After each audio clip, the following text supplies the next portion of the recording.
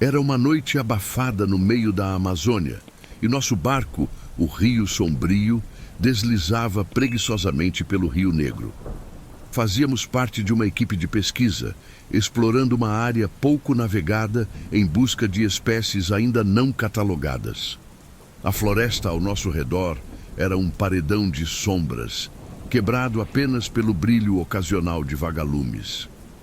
O som dos insetos e dos sapos criava uma sinfonia constante que, naquela noite, parecia estranhamente distante. Eu era o encarregado de monitorar os equipamentos na parte inferior do barco. Por volta da meia-noite, o motor começou a falhar, emitindo um som irregular que ecoava pelo rio. Desci para verificar, e enquanto mexia nos controles, ouvi algo vindo da margem. Era um som ritmado como um tambor, mas ao mesmo tempo irregular, pulsante.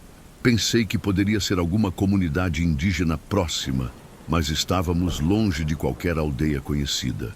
Chamei meu colega Daniel para ouvir, mas quando ele chegou, o som cessou. Ele me olhou com ceticismo, sugerindo que o calor e o cansaço estavam afetando minha mente. Mas eu sabia o que tinha ouvido. Aquele som ainda ressoava em minha cabeça, quase como um aviso. Decidimos retomar nossa rota, mesmo com o motor funcionando apenas parcialmente. Enquanto subíamos o rio, notei algo incomum na água. Manchas escuras, como se o rio estivesse tingido por uma substância negra, começaram a aparecer. Inicialmente pensei que fosse apenas sedimento, mas a textura parecia errada, mais espessa, quase oleosa. Quando tocamos na água, um cheiro forte de decomposição tomou conta do ar. Daniel sugeriu que fosse um animal morto rio acima, mas algo naquilo parecia muito errado. Por volta das 3 da manhã, o barco parou completamente. O motor morreu de vez e ficamos à deriva. A escuridão era total e o som da floresta tinha desaparecido. Nenhum grilo, nenhum sapo, apenas um silêncio absoluto. Foi então que vimos as luzes. Pequenos pontos brilhantes, como tochas, começaram a aparecer na margem, movendo-se lentamente, formando um círculo ao nosso redor. Não eram vagalumes, eram muito grandes e muito organizados. Decidimos não sair do barco. Ficamos em silêncio, observando aquelas luzes se aproximarem cada vez mais. O círculo se fechava e podíamos ouvir passos suaves, quase imperceptíveis na vegetação. Daniel tentou usar a lanterna para iluminar, mas a luz não penetrava na escuridão. Era como se algo absorvesse a claridade antes que ela pudesse alcançar as árvores. De repente, um som agudo rompeu o silêncio, como um grito humano misturado ao rugido de um animal. Algo emergiu da água ao lado do barco, rápido demais para vermos claramente. Apenas percebemos o movimento e o som do casco sendo arranhado. Daniel começou a gritar, apontando para algo na água. Olhei e vi uma silhueta longa e deformada, deslizando por baixo do barco. Foi então que ouvimos vozes. Não eram vozes normais, eram sussurros em uma língua desconhecida que pareciam vir de todos os lados. As luzes na margem começaram a piscar e a água ao redor do barco começou a se agitar. Algo estava ali, algo que não deveria existir.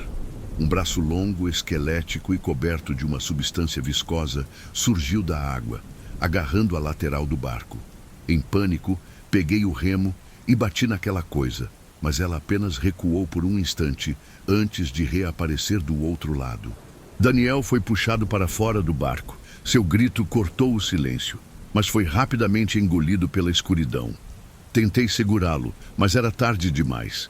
Ele desapareceu na água e tudo ficou quieto novamente. Fiquei sozinho, o barco balançando suavemente enquanto os sussurros continuavam. Olhei para o rio, esperando que algo surgisse, mas tudo que vi foi a água negra e imóvel. Enquanto esperava, percebi que o silêncio era mais aterrador do que os sons que ouvi antes. Meu coração martelava no peito, cada batida parecendo um trovão no meio daquele vazio. Comecei a ouvir passos, Agora no convés do barco. Era impossível, pois eu estava sozinho. Peguei um pedaço de madeira e subi com as pernas trêmulas. Lá em cima, vi marcas no chão como pegadas úmidas, mas nenhuma pessoa ou criatura em vista. O rádio do barco, que antes estava mudo, começou a emitir estática. No meio da interferência, uma voz rouca sussurrou meu nome. Miguel, Miguel. O pânico tomou conta de mim e comecei a gritar, tentando afugentar seja lá o que fosse aquilo. Mas a voz apenas riu, uma risada grotesca e inumana. Meu corpo gelou quando percebi que as luzes na margem agora estavam dentro do barco. Corri para me trancar na cabine do capitão, mas a porta estava emperrada. Enquanto tentava forçá-la, senti um toque gelado no meu ombro. Virei-me rapidamente, mas não havia ninguém. Só o ar denso e pesado ao meu redor. Finalmente, consegui entrar e trancar a porta, mas o som dos passos e dos sussurros não parava. Eles estavam do lado de fora, rodeando a cabine, batendo levemente nas janelas. O tempo parecia ter parado. O relógio na parede girava descontroladamente e o nevoeiro lá fora se tornava cada vez mais espesso. O espaço dentro da cabine parecia menor, sufocante. De repente, as luzes do barco piscaram e eu vi, por uma fração de segundo, algo olhando para mim pela janela. 2 olhos brilhantes e fixos, com um sorriso largo e impossível de esquecer. De manhã, o barco foi encontrado à deriva por pescadores locais. Não havia sinal de Miguel ou de sua tripulação. Relatos dizem que o Rio Sombrio estava em perfeito estado, mas com marcas profundas no casco, como se algo tivesse arranhado o metal. O diário de bordo, encontrado no interior, continha o último relato, escrito com uma letra trêmula e desesperada. As autoridades encerraram o caso como mais um desaparecimento na Amazônia, mas os moradores locais sabem a verdade. Eles evitam aquela parte do rio, chamando-a de o Braço das Sombras. A lenda cresceu e dizem que, em noites abafadas, ainda se ouvem tambores distantes e sussurros vindos da água. Aqueles que se aventuram por lá juram ter visto luzes se movendo nas margens e algo deslizando logo abaixo da superfície escura. Para os corajosos ou imprudentes que se arriscam a desafiá-la, a floresta tem um aviso simples: nem tudo o que é desconhecido deve ser encontrado. Desde que entrei para a tripulação do Tempestade Negra, ouvi boatos sobre o que acontecia nas profundezas do Atlântico. Historicamente, os pescadores mais antigos diziam que certas áreas do oceano deveriam ser evitadas a todo custo, mas ninguém nunca explicava exatamente o porquê. Naquela noite, partimos de Recife com o objetivo de alcançar um ponto conhecido por sua abundância de peixes. O mar estava calmo, o vento constante, tudo parecia promissor, até que cruzamos a marca dos 200 quilômetros da costa. O capitão Antônio era um homem duro, mas justo. Ele comandava o Tempestade Negra com uma mistura de disciplina e respeito, e sua tripulação seguia cada ordem sem questionar. Eu era novo no navio, encarregado de auxiliar na classificação dos peixes capturados. Estava empolgado com a experiência até que a noite caiu e tudo mudou. Sem aviso, o radar do navio apagou completamente. O engenheiro-chefe, Carlos, foi verificar o painel de controle, mas não encontrou nenhum problema evidente. O GPS também falhou, deixando-nos sem saber exatamente onde estávamos. Foi então que Antônio decidiu confiar nos instintos e continuar navegando. O ar estava pesado e a tripulação começava a trocar olhares nervosos. As primeiras horas da noite foram marcadas por um silêncio opressor. O motor do navio parecia ser a única coisa viva ali. Mas ao redor, a sensação de que algo nos observava era quase palpável. Alguns tripulantes relataram ouvir sons vindos do fundo do navio, como se algo estivesse arranhando o casco. Antônio descartou as preocupações, atribuindo os sons à pressão da água. Mas aquilo não explicava os passos que alguns disseram ter ouvido no convés superior. Foi à meia-noite que o verdadeiro pesadelo começou. Enquanto recolhíamos as redes, um dos tripulantes, Raul, gritou desesperado. Ele havia puxado algo que não era um peixe. Era uma mão humana, pálida e inchada, presa na malha da rede. Todos recuaram em choque, enquanto Raul deixava o objeto cair no convés. Ao se aproximar para examinar, Carlos percebeu que não era apenas uma mão. Algo parecia se mover dentro dela, como se estivesse viva. A decisão foi unânime. Jogamos a rede inteira de volta ao mar. Mas isso não trouxe alívio. O barulho no casco aumentou e a estrutura do navio começou a tremer. De repente, uma onda gigantesca se ergueu diante de nós, mas o mar ao redor permanecia calmo. Da crista da onda, uma figura colossal se revelou. Era como uma mistura de humano e criatura marinha, com olhos vazios e escamas que brilhavam na penumbra. O pânico se espalhou. O capitão Antônio ordenou que todos corressem para o interior do navio, mas alguns não conseguiram. Tentáculos enormes desceram, pegando os tripulantes como brinquedos e os arrastando para a água. Eu me escondi no compartimento de cargas, onde outros 2 marinheiros também haviam buscado refúgio. A cada segundo, os gritos do lado de fora diminuíam, substituídos pelo som de madeira estilhaçando. Dentro do compartimento, tentamos elaborar um plano, mas o medo nos paralisava. O engenheiro Carlos tinha uma lanterna que iluminava fracamente o ambiente. Foi quando percebemos que não estávamos sozinhos. Uma sombra se movia entre as caixas e antes que pudéssemos reagir, algo atacou Carlos. Ele foi puxado para as sombras com uma velocidade assustadora, deixando apenas um rastro de sangue. Eu e Raul tentamos nos manter calmos, mas era impossível ignorar os sons ao nosso redor. Algo parecia brincar conosco, provocando barulhos e movimentos que vinham de todos os lados. Quando o som cessou, percebemos que o navio estava inclinando. Subimos para o convés apenas para encontrar um cenário apocalíptico. O Tempestade Negra estava sendo engolido por um redemoinho e a criatura colossal nos observava do alto, como um deus cruel.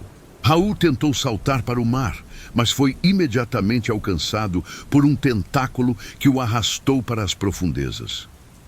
Eu permaneci paralisado, observando enquanto o navio era sugado para o centro do redemoinho. O último que vi foi o olhar vazio da criatura, antes de ser engolido pela escuridão. Quando acordei, estava em um hospital em terra firme. Fui encontrado em um pedaço de destroço flutuando a quilômetros da costa. Ninguém acreditou na minha história, atribuindo meus relatos ao trauma. Mas eu sei o que vi. E sei que a Tempestade Negra não foi a única vítima. O mar esconde segredos que não deveriam ser desvendados, e aqueles que desafiam suas profundezas pagam o preço final.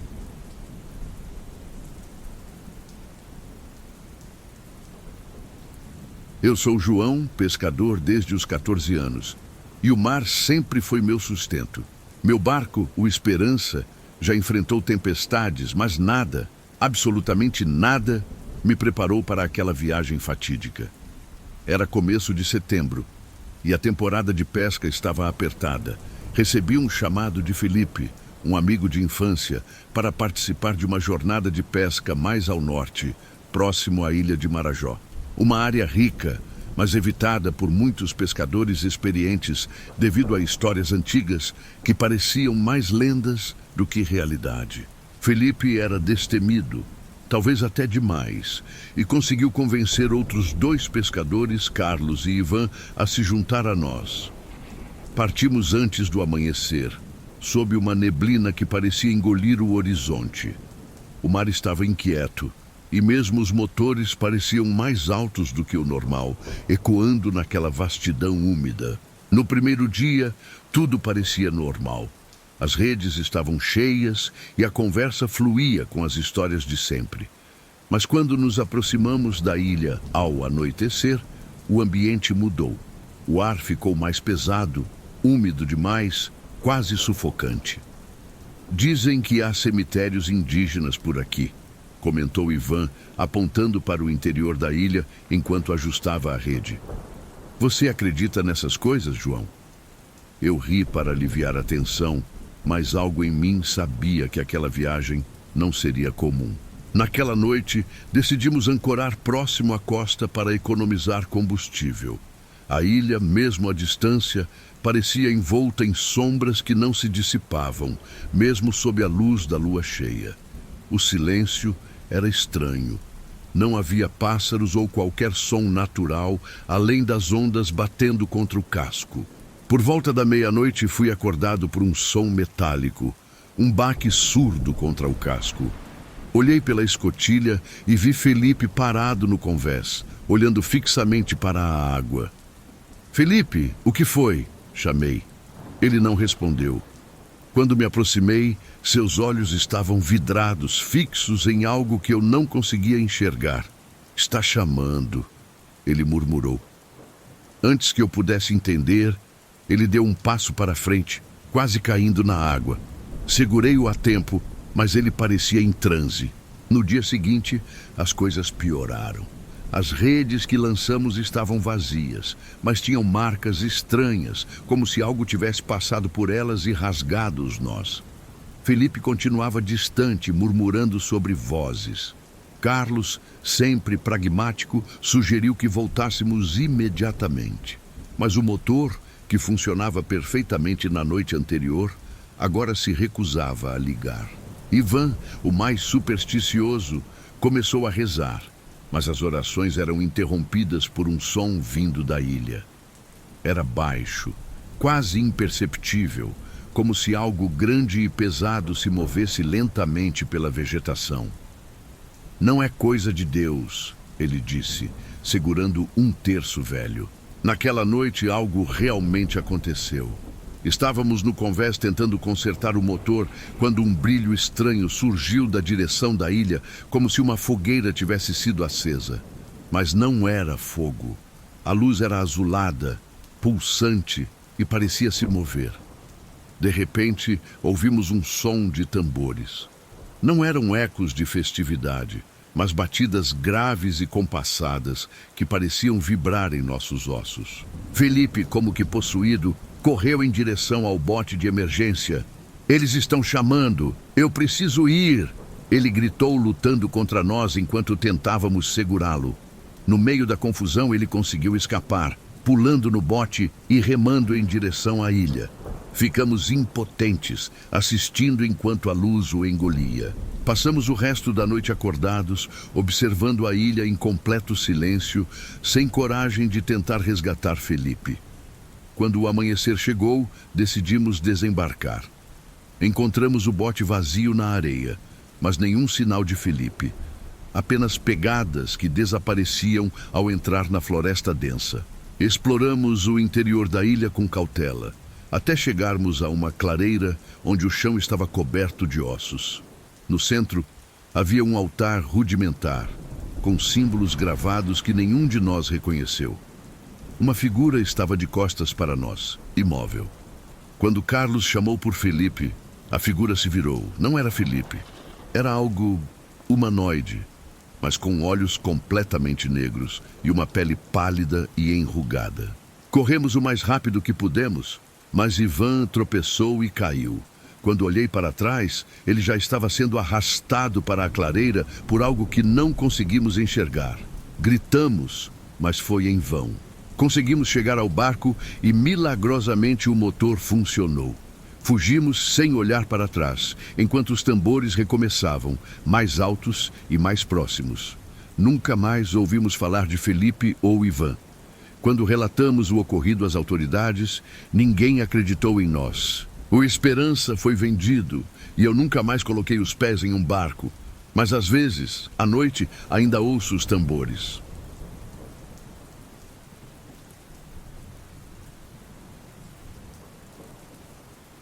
Quando aceitei trabalhar no cargueiro Aurora, sabia que seria uma experiência incomum, mas nunca imaginei o que estava por vir.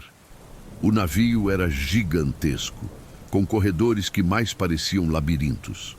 Não havia porões, apenas cabines, galpões e salas de máquinas. Algo na forma como a luz fluorescente piscava nos corredores me deixava inquieto desde o primeiro dia. A rotina era exaustiva. Durante o dia, tudo parecia normal, o som constante das turbinas, o balanço do mar. Mas à noite, o navio se transformava. Comecei a perceber pequenas coisas. Portas que eu tinha certeza de ter trancado estavam abertas quando voltava. O som de passos ecoava nos corredores, mas quando verificava, não havia ninguém. Na terceira noite, durante minha ronda, passei pelo corredor das cabines dos tripulantes. As luzes piscaram e, por um instante, vi uma sombra longa e esguia se movendo na parede, mesmo sem haver ninguém por perto. Congelei, tentando encontrar uma explicação racional. Talvez fosse apenas o meu cansaço. Depois de um tempo, ouvi um som diferente. Algo como uma risada abafada. Meu coração disparou. Segui o som até uma cabine vazia. Empurrei a porta e encontrei apenas um espelho grande e embaçado pelo tempo. Quando me virei para sair, juro que vi algo se mover no reflexo, mas não estava mais ali quando olhei de novo. Contei aos outros tripulantes, mas eles evitaram o assunto. Apenas um deles, um marinheiro mais velho chamado Salazar, decidiu falar comigo. "Esse navio tem segredos, garoto", ele disse, acendendo um cigarro. "Já vi coisas aqui que não sei explicar. Melhor você fazer seu trabalho e não se meter a curioso." As noites seguintes foram piores. A cada hora, o som de algo arranhando as paredes ou batendo contra as janelas me mantinha acordado. Uma madrugada, enquanto verificava os controles na sala de comando, percebi que os instrumentos estavam completamente desajustados, como se o navio estivesse navegando sozinho. Quando tentei corrigir o curso, ouvi um som seco vindo de trás. Me virei e vi a porta da sala de comando se fechando devagar, sozinha. No dia seguinte, Salazar veio até mim. Seus olhos estavam fundos e ele parecia mais velho do que antes. "Você sentiu, não foi? O navio está vivo, garoto. Algo acordou aqui dentro." Antes que pudesse responder, ele me entregou um pequeno amuleto feito de metal corroído. "Use isso. Pode não ajudar muito, mas é melhor do que nada." O clímax veio na quinta noite. A tripulação inteira estava no refeitório quando as luzes se apagaram de repente. O som de algo pesado caminhando pelo corredor ecoou. Estávamos todos juntos, então ninguém podia estar andando lá fora. Quando as luzes voltaram, uma mensagem estava rabiscada na parede. "Vocês não deveriam estar aqui." A tensão aumentou. Decidimos verificar todos os compartimentos do navio. Durante a busca, encontramos um container trancado com correntes grossas, mas não podíamos abri-lo. Aquilo parecia à deriva, como uma presença alheia a nós. Uma das tripulantes, Lara, começou a ter alucinações e a gritar que algo estava seguindo-a. Antes que pudéssemos contê-la, ela desapareceu no meio do navio. Nunca a encontramos. Na sexta noite, a situação saiu completamente do controle. As portas das cabines batiam sozinhas e o som de risadas ecoava pelos corredores. Encontrei Salazar na sala de descanso, segurando uma garrafa de uísque e murmurando algo incompreensível.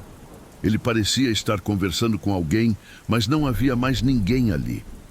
Quando tentei tirá-lo de lá, ele agarrou meu braço e disse: "É tarde demais, estamos todos condenados." Fui para a sala de máquinas na tentativa de entender o que estava acontecendo. Lá, vi algo que nunca esquecerei. Uma figura alta e distorcida, com olhos como carvões em brasa, parado no meio das engrenagens. A figura parecia se alimentar da energia do navio. Quando tentei me aproximar, ela se virou para mim. Não havia rosto, apenas uma escuridão profunda. Congelei, incapaz de me mover. O som de metal se retorcendo ecoou pelo ambiente e percebi que o navio inteiro estava mudando. Os corredores se estreitavam, as portas desapareciam e o Aurora parecia querer me engolir. Corri para o convés, onde encontrei outros tripulantes desesperados, tentando soltar os botes salva-vidas.